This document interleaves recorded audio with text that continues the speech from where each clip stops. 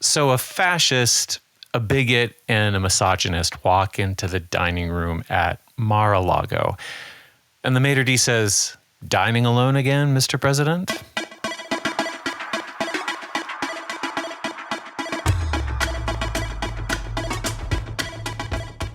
I'm Matthew Remski. That was an Anti-Fascist Dad joke. This is the Anti-Fascist Dad Podcast. It's episode 1, which means I should probably talk about why I'm doing this. It's because generations of bullies grow up to be generations of fascists, and here we are. But also there's a deep heritage of anti-fascist young people and families and communities that have faced all of the problems that we are facing now, and they learned how to keep each other safe while fighting back. So that's what I focus on with my kids, and that's what I want to do here. And today I'm really honored to say that my inaugural guest is fellow anti-fascist dad Nathan Evans Fox.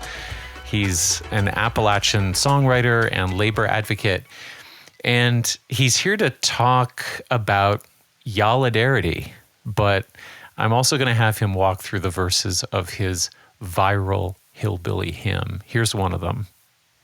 When the Lord comes back, the rich get scared and gotta act mean to be treated fair. All the living's ours and dying too. Our bodies return as heirlooms. Could already come a time or two, and they killed him like they tend to do. So I'm praying for the mighty to fall, else ain't no use in prayer at all. So that's coming up. Now, I've got some opening show housekeeping for you because, as our favorite fascist uncle says, it's like, I don't know how you can go out and protest the structure of the entire economic system if you can't keep your room organized. Yeah, thanks, Jordan. Okay, so housekeeping. Welcome to all new listeners of all ages. And I want to make a special shout out to the Conspirituality podcast family, including my colleagues Derek and Julian, where for the last 5 years and over hundreds of episodes now, we've grown a really loyal following. I've learned a lot of skills. We've all learned a ton together, and I wouldn't be doing this without that ongoing support. And I hope that this new project adds some value and hope to your ear and heart and family and chosen family culture from a more explicitly activist angle as we all think about what to do about the problems we understand pretty well at this point. Now, you can find me on Blue Sky and Instagram and YouTube and also, TikTok. Didn't expect to tell you that, but I recently went viral talking about Ezra Klein using Buddhism to derail an argument about revolutionary history made by Ta-Nehisi Coates. So that was interesting. You can catch me there. All of the links for that stuff are in the show notes. And also, I'm spinning up a Patreon to make this sustainable. That link is in the show notes too. And I want to say that my aim with Patreon is to use it as a temporary paywall for material I really want to be freely available. So today, you'll hear the first half of my interview with Nathan Fox, and then you'll be able to catch the second half on Patreon right away because it's already up there. And it will be exclusive there for about 2 or 3 weeks. And there will be other early access pieces like that as well. So I'm really looking forward to this. Really fantastic guests and a little news every week balanced between alarm bells and freedom bells. And also lastly, in the show notes, you will see a pre-order link for the book that this podcast is inspired by. It's called Anti-Fascist Dad, Urgent Conversations with Young People in Chaotic Times. The publication date is April 26th, 2026, which seems like a long way away, but it's not in book publishing terms. And if you pre-order, I'm told that this really helps a lot.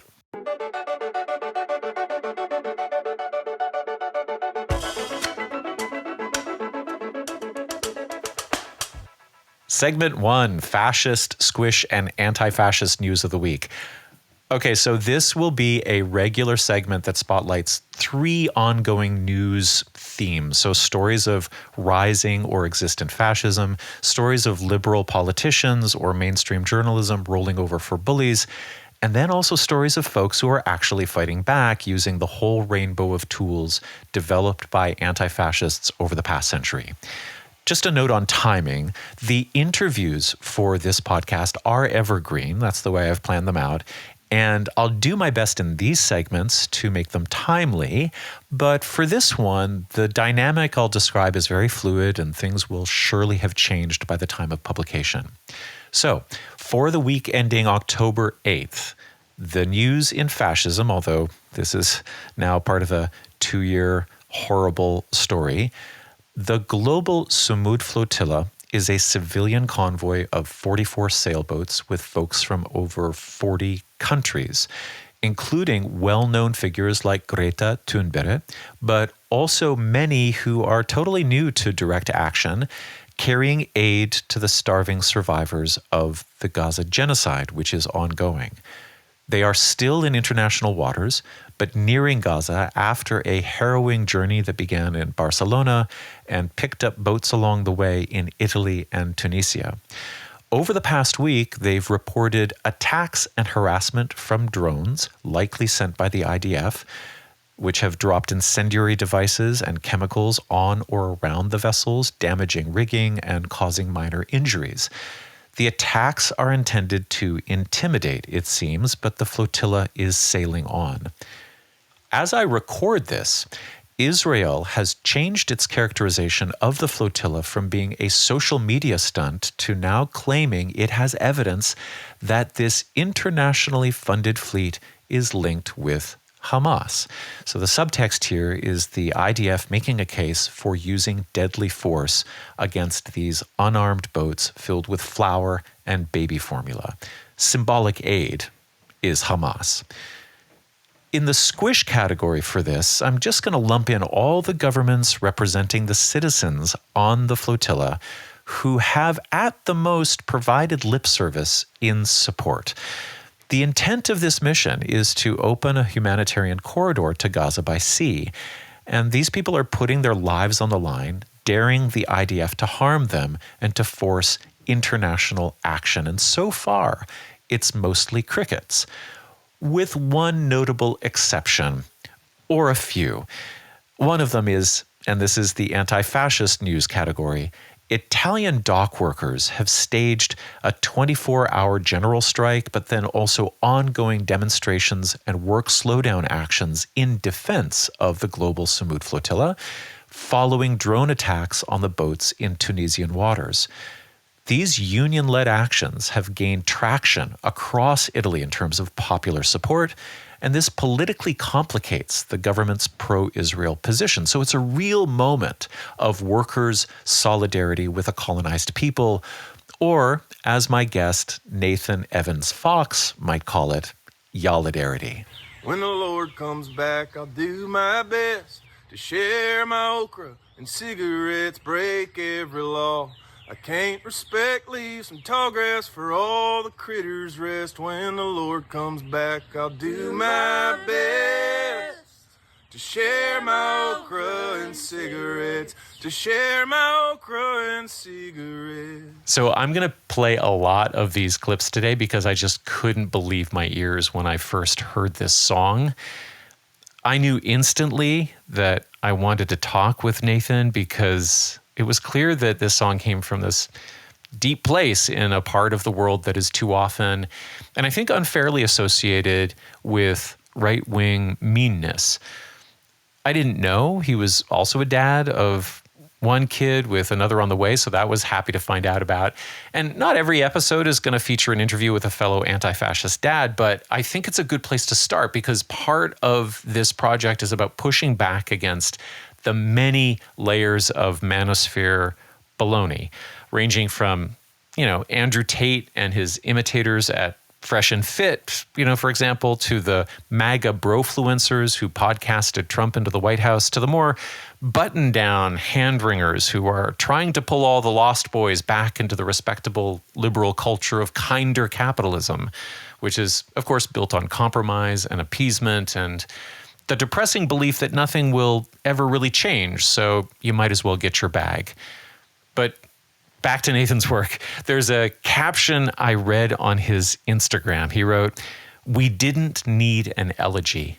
We needed a hymn. And here he's referring to the Hillbilly Elegy, the 2016 breakout memoir by Vice President J.D. Vance, where, Vance kind of romantically exploits white working class struggles and trauma in Appalachia to oversimplify the causes of poverty and substance abuse. And his point is to really promote a bootstraps narrative. It's not like he's, calling for more social services or anything like that. And it was on the basis of this book that he sort of gained this white populist street cred. But then he turned around and surfed on that all the way out to Silicon Valley to sell out and become a class trader as a venture capitalist under the tutelage of America's very own Lex Luthor, Peter Thiel. But with Nathan, of course, we get a really different song.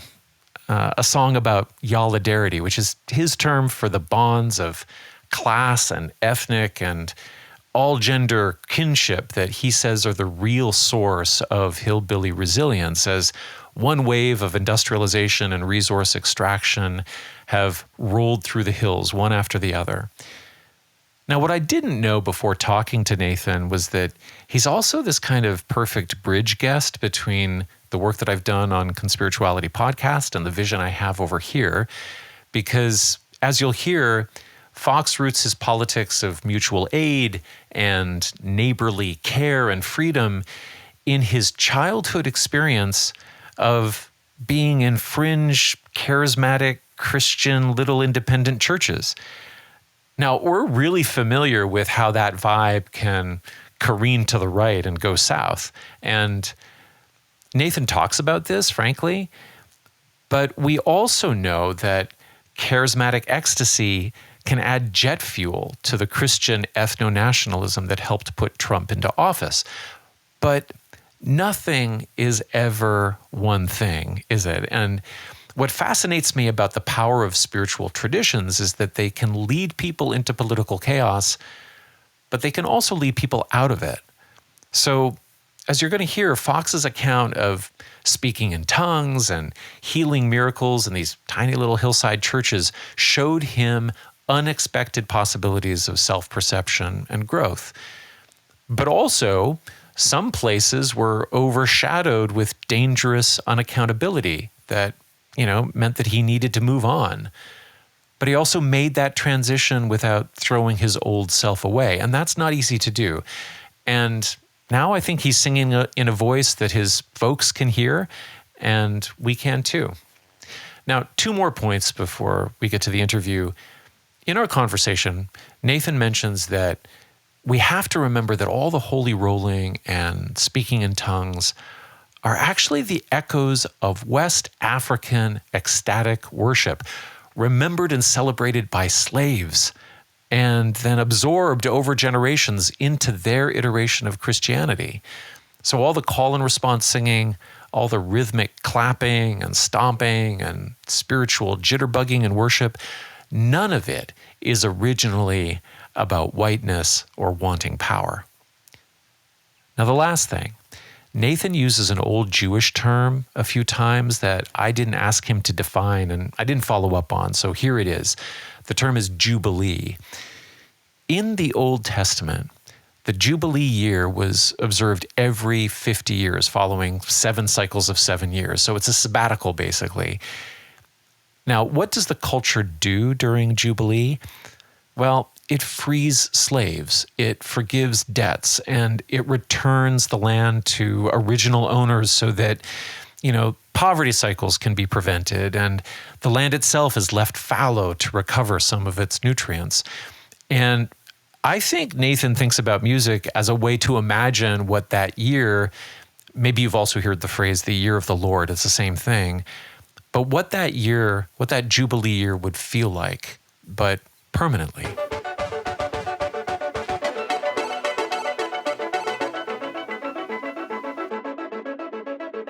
Nathan, welcome to Anti-Fascist Dad. It's so great to talk to you. It's good to be here. Okay, I have one big question up top for you, which is, what is Yallidarity And can anyone take part in it? Yeah. Yes, everyone can take part in it, but you got to act right. Oh, And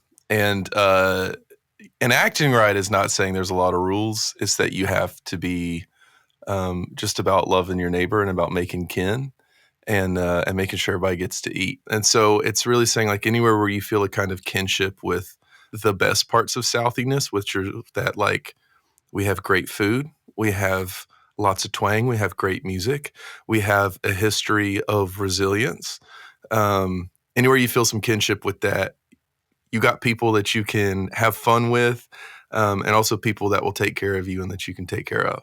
that's Yallidarity. That's Yallidarity. I'm glad that you mentioned resilience because I want to come clean on at least my stereotypes because Let's do it. I grew up in Toronto and, very urban environment. Mm-hmm. The first awareness I had of Appalachia wasn't bad, Mm-hmm. but it did come through the old photographs by Walker Evans of people in poverty. Mm-hmm. And I could tell that the pictures were empathetic and that's his purpose there. But the main message I got was despair. I didn't get resilience. I didn't get like this long history of labor organizing. I didn't get, this vibrancy of church life. Why do you think the strengths of this part of the world get obscured? Gosh, where to even begin? There's a lot of intersections there. The first is that Appalachia has a meaningful history of labor struggle. Yeah. And the first thing that North American culture wants to do, especially in the U.S., is erase that culture and suppress that and not teach it in our textbooks and do everything they can to kind of distance that from being kind of widely accessible. Because you get into the history of labor and you start to really muck up the ways that power gets sorted out and the kinds of loyalties that people have. And the other thing is that I think Appalachia is one of the places, it is a place where there has been significant abandonment by the powers that be in the U.S. And at the same time, I think that there's this kind of perfect victim narrative that people want to spin about Appalachia. Appalachia is the oldest mountain range in the world. This is something that like people feel like when you're there, you feel it in your spirit that there's a kind of, there's a weight of time there. And I think that it's treated as kind of America's Eden. Like this is the place that is the origin. And so it's kind of this like prelapsarian white person that lives there. Now that's all a stereotype and it's nonsense. Right. But I think that like you see this with J.D. Vance and Hillbilly Elegy. If you can be the person that lives in Appalachia and you can be the white person there, then you can claim what real American suffering is and what real American oppression is. And it's not racism. It's not classism. It's just these suffering little white individuals. And so I think like contending around, like doing things to kind of portray the despair of Appalachia is in a way about kind of spinning what a perfect white victim is and who we actually have to care for in the U.S. And it's a complete myth. So Appalachia is like America's kind of mythic battleground. Well, I heard you say that folks from Appalachia didn't need an elegy, which is what J.D. Vance gave them, but a hymn. Mm-hmm. And so that's what you gave them, right? Like that's what you offered. Well, first of all, the man's a complete fraud. He's not from Appalachia. And his story, I'm going to be honest, is not so terminally unique that it justifies his politics. Plenty of people have lived his story or something close to it and haven't turned out to be venture capitalists who are hell-bent on right-wing authoritarianism. I would say probably most people have not turned out that way. Right. And yeah, and that the notion of an elegy is kind of like something is past and something is lost. And Appalachia's always been here, but Appalachia's just going to be more diverse and more toothy and more resilient than I think a politician who has tremendous access to capital wants it to be. He's coming out of the nurturance of the perfect white victim narrative, but then he's also saying the way in which you transcend it is by what? Going to Silicon Valley or something? Yeah, it's all of his bootstrap stuff. Right. When to me, the history of what is best about the South and about Appalachia is that there's been these systems of kinship. And I don't mean just like your blood family, even though for some people that's what it is, but it's just places to kind of go and be fugitive, folks who will make sure that you're fed and taken care of when you're striking in a mill town. Right. And they're not like, like there's this kind of part of the history of labor struggle is that people had ways of going and sustaining each other when the people in the mill, when the bosses in the mill were just squeezing everyone for everything that they had. It was never bootstraps community. It was never like individualism that got people through. It was always these kinds of systems of what I call kinship, just people looking out for each other, whether that's neighbors or blood family or whatever it is. A lot of that is in the song. And the framework is that, I suppose, kinship is on full display when Jesus comes back. Mm-hmm. And so, well, I mean, first of all, what's your religious background, and how did you visualize or conceptualize this song as a hymn? Asking my religious background is like opening Pandora's box. Okay.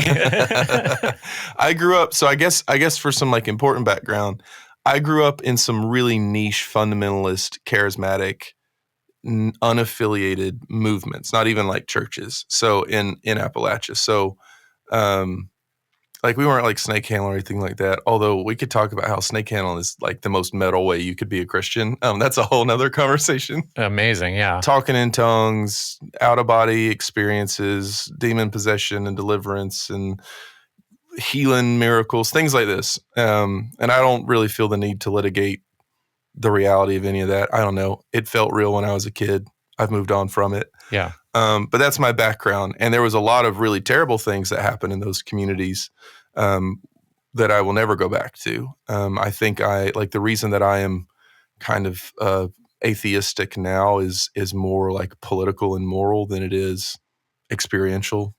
That's a great distinction. Yeah. I get my best work done not belonging to those communities and not being made legible by them. Some people get their best work done in those communities. Right. Like the Montgomery bus boycott would have been really tough without the mutual aid that was provided by churches and the kind of motivation that kept people up for a year. So there's, so I'm not going to paint with too broad of a brush, but that's my background. One of the good things I really liked about that, and being in these kinds of like just really messy kind of underground kind of charismatic movements, was that truly anybody could be there. I mean, the folks that had the wildest life story were also hanging out with like the chiropractor who had the jet skis on the lake. And everybody was welcome, and they were just messy. Like I could be 7 years old and roll into church and be like, God told me this, and I could just shout it at everybody and they'd be like, amen. And there was just space for everybody to be who they were. And it was all organized around the fact that we all spoke in tongues. We all spoke in a language that none of us could understand, like didn't communicate to anyone. We didn't even have an interpretation for it, which made the Baptists mad. They all the Baptists in town thought we were possessed by demons. So that was also a fun dynamic. But it was okay that you all would show up and speak in tongues, and that was just what it was. Yeah. And there didn't have to be like a translator or anything like that. No. You could just do it. You just show up and be as weird as you want to be. And there's a space. And part of the thing that's really cool is like you would have all these like dads in khakis show up, and out in the world, they've got to be like men on their job, and they're like dancing with ribbons, and they're crying, man. And they're getting all of this gender expression out that they can't get out anywhere else, but they can be effeminate for God. I was going to say it sounds like a pride parade. I mean, it is. Now, they'd be so mad to hear you say that. Yeah. And the other thing is too, I tell people like the first thing I was ever closeted about was my religion, because like I had, like when I started to really like develop a lot of like queer friend groups, it was like I felt a big connection just around like what it is to hide this thing that is really unique about yourself from all the people who think you're possessed by a demon in town. Incredible stuff. Yeah. And all the people who don't think you're normal for it. So that's my religious background, is that. And that's the thing that out of all the things I've sorted through, that's the thing that I cherish most. And I don't think that those communities did a good job of lifting that part up and making that the thing that like really was valued in those communities. But that's the thing that I took away from it, because I think it gave me this kind of like good balance of like, to use some words that somebody reintroduced, like I'd forgotten about them because they're like $10 words, but like this balance of libertarianism and communitarianism, where like you get to be wholly who you are and I'll leave you alone, let you cook. And also we're together doing that and we're taking care of one another. It sounds like it would be extremely hard for any collection of underground charismatic movements to build a kind of, I don't know what you would call it, like an institutional framework for bringing that out to a larger level. Like it seems to be defined by weirdness and a certain amount of isolation and maybe sort of opposition to the broader culture. There is, yeah. And I was talking to some other folks recently who pointed out that like a lot of the kind of weird little communities and movements that are a part of have become, I mean, they are still more institutionalized now, but a lot of them have found a way to kind of seep into also like the Trump administration. Yeah, right. So they've found claims on power, and I think one of the things that's tough is that the folks that are trying to understand like the religious culture of the people in power, because it really does motivate a lot of this stuff. Yeah. They don't have a framework for it because it's so like fluid. And it's so kind of hybrid, and it's not about like, here's 4 principles. It's about, here's all the weird stuff you can do, and it's just vibes. It makes it very hard to pin down and critique. And also, they don't care about critique. They care about expressions of like charismatic expressions. You know, this makes me want to ask you whether you've got any thoughts about somebody like Paula White, who, you know, can speak in tongues in relation to, let's say, a military event. In the quarters of heaven, victory, victory, victory, victory, victory, victory, victory.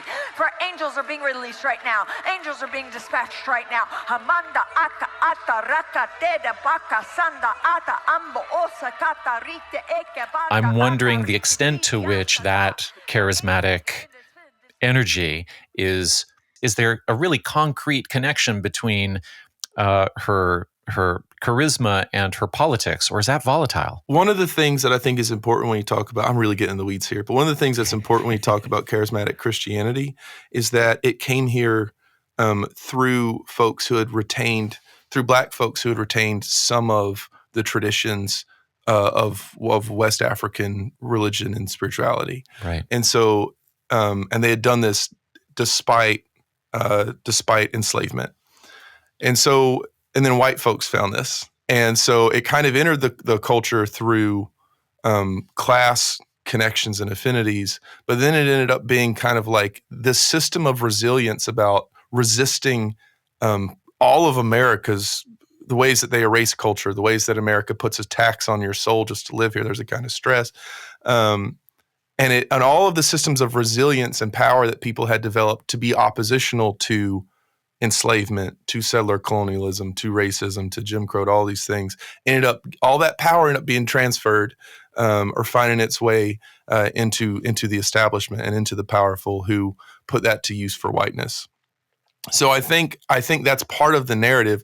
Part of the other thing too is that, you know, when there's no point of I'm really getting the weeds here. That's okay. But when there's no understanding of like theology, there's no understanding of intellect. It's kind of anti-intellectual and it's just vibes based. Yeah. And there's a lot of that I do like. Don't get me wrong. But the thing is that then it's very hard to have critical conversations about like what is making you return to this loyalty instead of that.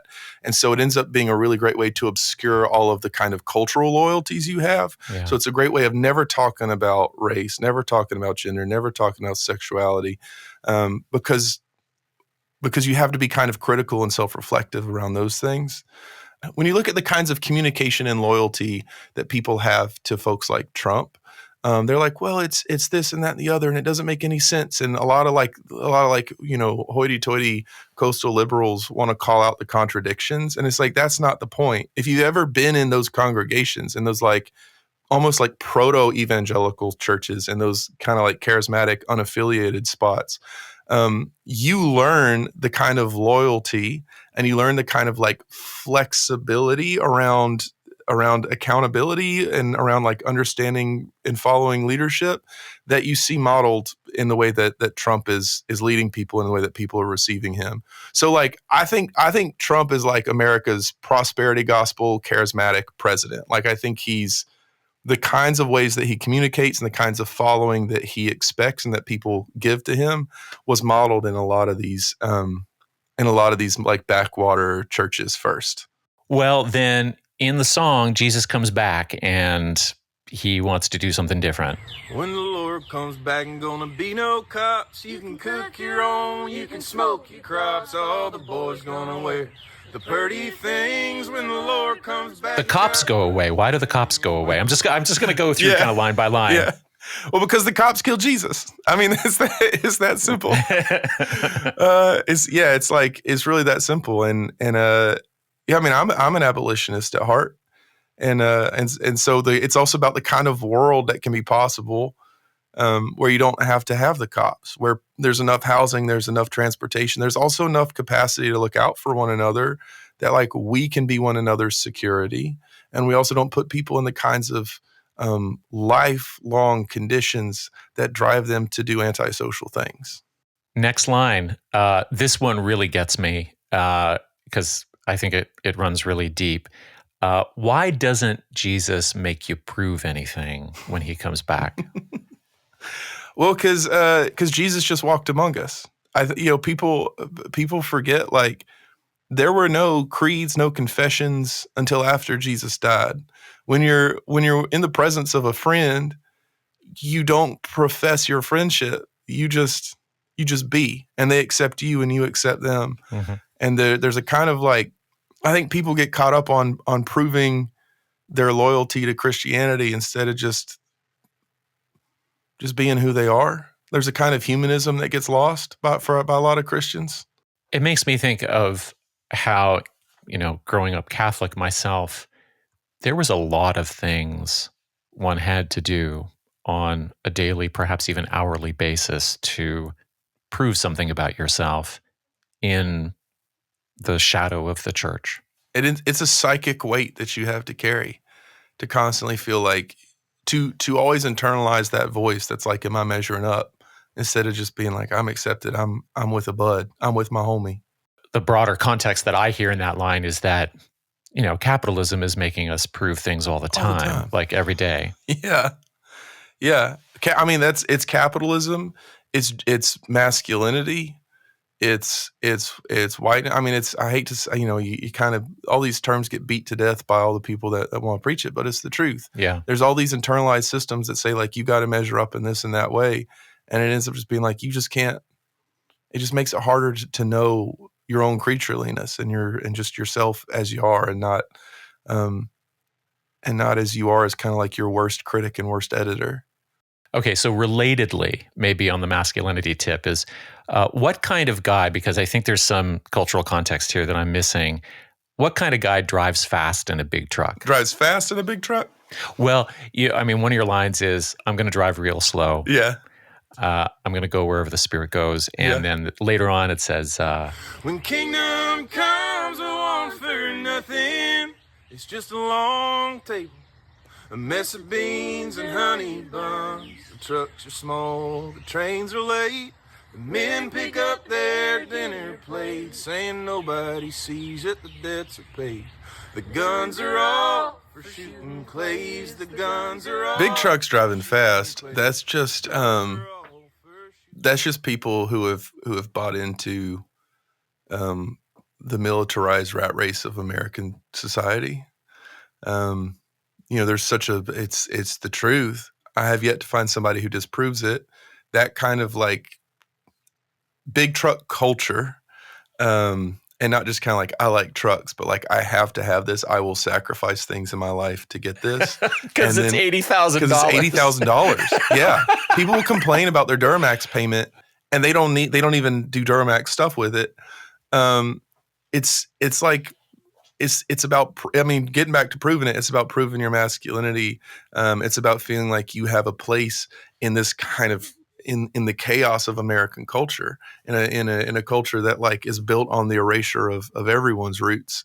And so you just go looking for anything that will give you some grounding. And it ends up just kind of making you a little aggressive and off-putting.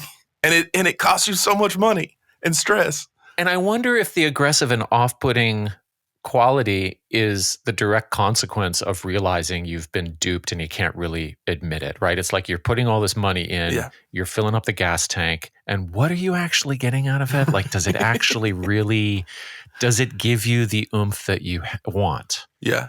Now, and I'll also say this. Trucks are fun. Don't get me wrong. They're very fun, but they're not anybody's entire personality. Yeah. And the need to be, the need to like, the need to tailgate in the right lane with your high beams on while I've got my kid in the car and I'm going like above speed limit. That reveals something about the driver more than it reveals something about me. Well, do they know it's Nathan Fox in front of them? Like, do you have a bumper sticker on with Hillbilly Him on it? That's what it is. They're targeting you? Yeah, it's all the hammers and sickles I've got. All the hammer and sickle vinyl wrap I've got on my car. Yeah.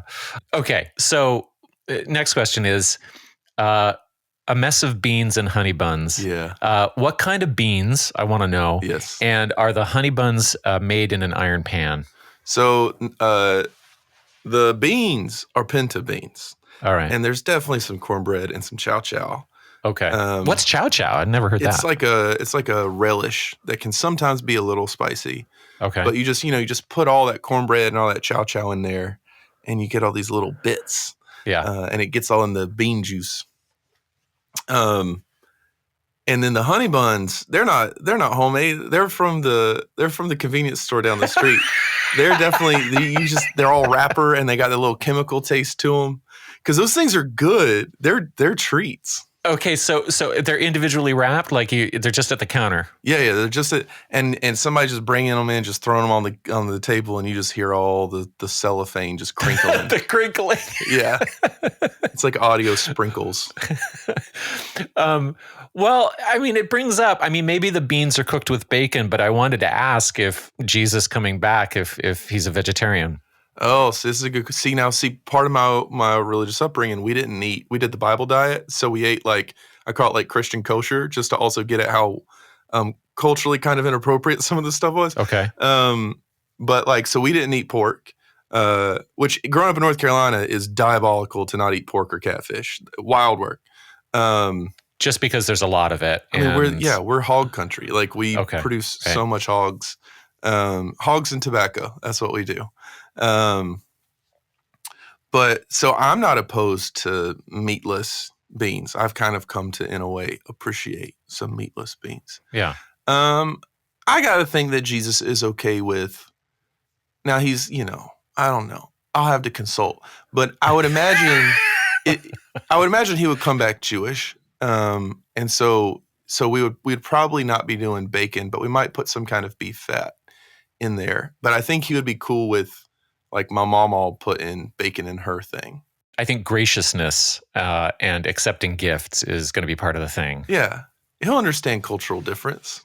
I need to circle back because now I'm remembering that you said trucks are fun and there's nothing wrong with trucks. And you have another line that I wasn't going to ask you about, but now I have to, which is that all the guns are for shooting clays. Yeah. And I think that's in the same register, which is, this is gun culture, but we use guns in very particular ways, and it's really fun to shoot clays. It is. Yeah, I think on the one hand, I say like I have an abolitionist mindset. Abolition is also just about like nurturing the things that you already have that keep people alive. Like abolition is deeply constructive. It's abolition in the sense of like you weed the garden so that the nutrients are freed up for the seeds. Yeah. And so there's a lot of me that's like, part of the song is like, I'm so tired of hearing about these kinds of apocalyptic visions that are about radically erasing our culture and radically erasing society because they're kind of annihilationist. And instead, I just want to make it clear that like the remaking of society in the form of jubilee and liberation can just be changing around how we do things. Like we don't have to be different people. We just have to act differently. And there will be some things that eventually fall by the wayside insofar as people identify with their racism. Like if you're part of like, a right-wing group, you'll probably end up having to have to stop that. But that's not who you really are anyway. Like that's you proving a thing. And you won't have to prove a thing. And so the guns, it's like, we don't have to get rid of our single-use plastic honey buns. We'll have to deal with the plastic, but like we won't have to get rid of the fact that we like these stupid little honey buns. We won't have to get rid of the fact that we like shooting guns. We won't have to get rid of the fact that we like trucks and we find them useful in our day-to-day life. They'll just be integrated into a way of living that makes sure everyone's fed and that we have fun and we have joy and that people are cared for, and that our way of life is not oriented towards perpetuating violence. Okay, so that is half of my conversation with Nathan Fox, another anti-fascist dad. Of course, we didn't discuss parenting. Maybe we'll do that on a follow-up episode. But you'll find the rest of our conversation on Patreon right now, along with some other bits and pieces of context. And we get a little bit more personal in the second half because we're rolling off this pretty jagged line in the song where he sings that when the Lord comes back, you ain't got to act mean to be treated fair. And so we talk about how the generosity of hillbilly culture comes from a survival muscle, which when it's under the stress of forever work or forever war can also flex mean. And I have some of that in my family history as well. And then he finishes up with some great advice for young people who want to serve their world with music. All right, so that's a wrap on episode 1, except for maybe a drum roll. Fascist Dad of the Week. And of course, it's got to be J.D. Vance for the inaugural episode, especially given the subject today. There's a few Fasci Dad clues about this guy. There was that famous podcast episode in which he talked about Trump calling him to offer him the VP position, and his 7-year-old boy was in the room and trying to show him some Pokemon cards. And so he told him to shut the hell up. And then he's laughing about that on the podcast. And the thing is, if you're admitting that in front of 1 million people, there's probably more going on. But, what we do know in the public space is that this guy's biggest contribution to Trump's reelection campaign was to spread this defamatory and racist rumor about Haitian immigrants stealing and eating dogs and cats in Springfield, Ohio. And it was a rumor that resulted in bomb threats and hospital closures. And then he had the gall to go on CNN 3 weeks before the election and give the game away. The American media totally ignored this stuff until Donald Trump and I started talking about cat memes. If I have to, create stories so that the American media actually pays attention to the suffering of the American people, then that's what I'm going to do. Now, later in the interview, he tried to finesse that slip up by saying the stories were real because they came from his constituents, but none of them were verified, and the town's sheriff's department said outright that it was all a lie. And it's one thing to be evil and spineless, but it's real fascist dad stuff to look you straight in the eye and say, yeah, I'm going to lie to you because nothing matters to me more than power. So, congratulations, JD. I wish I had a prize for you, but I think your own empty feeling of grandiosity is going to have to do. I'm Matthew. That's it for this week. And I'll see you over on Patreon for Nathan Fox Part 2, or next week back here with grad student and activist Sarah Rasick on encampments against genocide. She was one of the lead negotiators and spokespeople for the University of Toronto encampment during the spring of 2024. Take care of each other.